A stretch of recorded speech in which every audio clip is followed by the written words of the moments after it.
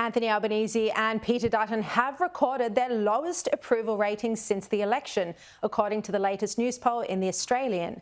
Joining me to discuss this and more of the day's big stories is the Australian newspaper's chief political correspondent, Geoff Chambers. Geoff, great to see you.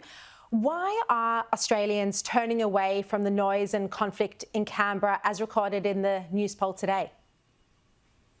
I think they're generally sick of politics, and I think just looking at what happened during the COVID years, it was just an inundation, and then we had consecutive state and federal elections, and I think they're just generally sick of it.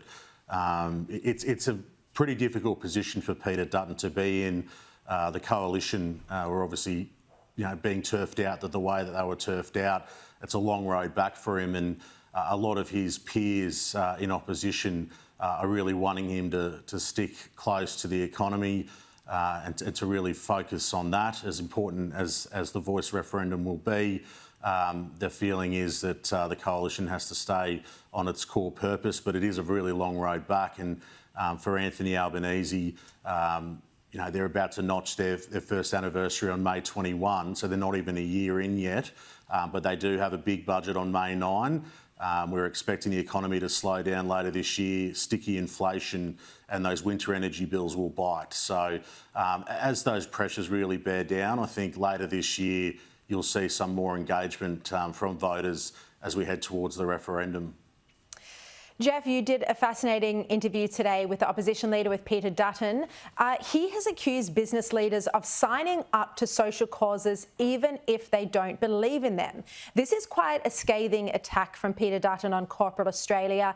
He's made these comments really targeting chief executives in the business community. Look, Geoff, you'd have to say it does seem like there are plenty of CEOs who take up some woke causes in order to be popular. So it's interesting to see what's happening behind the scenes.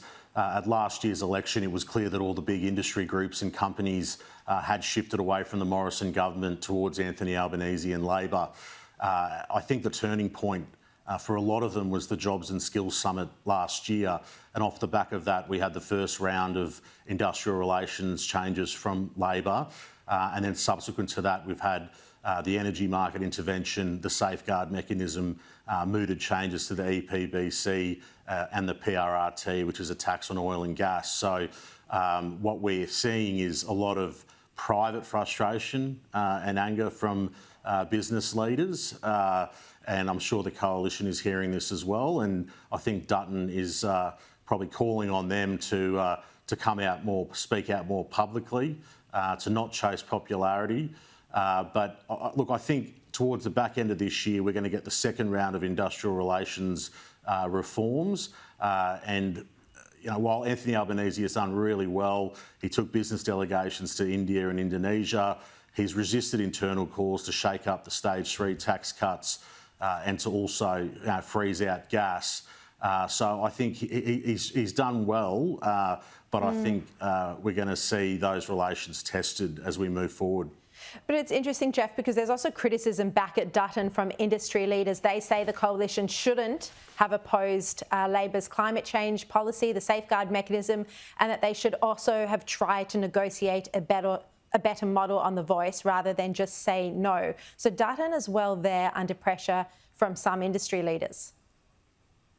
Oh, absolutely he is. There was a lot of frustration that the coalition dealt themselves out of negotiations on the safeguard mechanism, and Labor was forced to then deal with the Greens, and also around the Voice model, and also around the energy market intervention last year.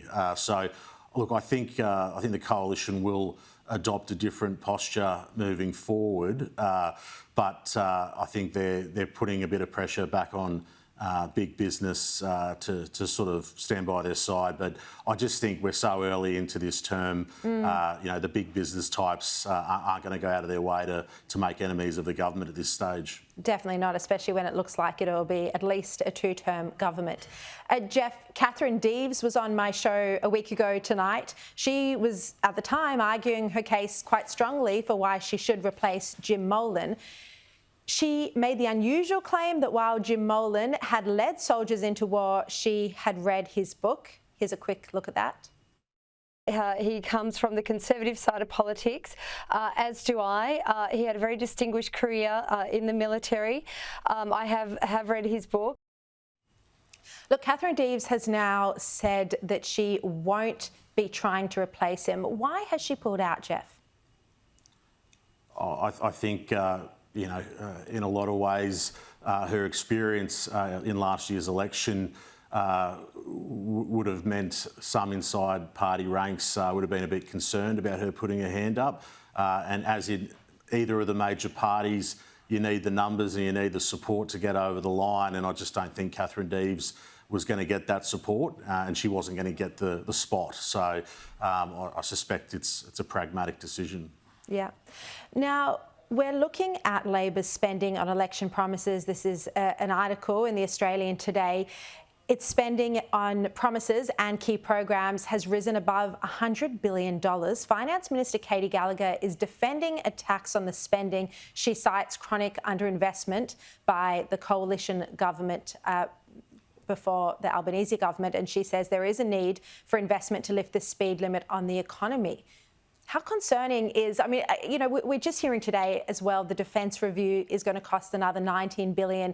The NDIS has blown out, first by $5 billion, then another $8 billion. There's the cost of the AUKUS submarine commitment. I mean, this is a problem for the budget for Jim Chalmers and Anthony Albanese. Absolutely, it is. And I think the Defence Strategic Review, there was a lot of numbers brought up today, but a lot of the actual real plan to fund these proposals have been kicked, the can's been kicked down the road. So I think what we need to see from Jim Chalmers on May 9 is a clear budget repair strategy. We didn't get that in October. He flagged that there would be one this time around because particularly in those big bucket spending areas like NDIS, aged care, health, defence, and also servicing the debt with those higher interest rates, it is very much getting out of control. So you can try and find some savings. They say that they also have to find money to fund programs that were terminated by the Morrison government.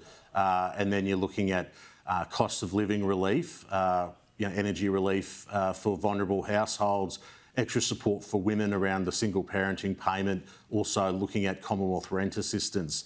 So it never really stops, and you've got these off-budget funds which Labor took to last year's election, and I think the interesting element around those is to see whether or not they'll hit their targets, because they're going to be fairly long run, some of them over a decade. So a lot of pressure now that they've been set up to see whether they hit their KPIs or not. All right, Jeff Chambers, thank you very much for your insights this evening, and we'll see you next Monday.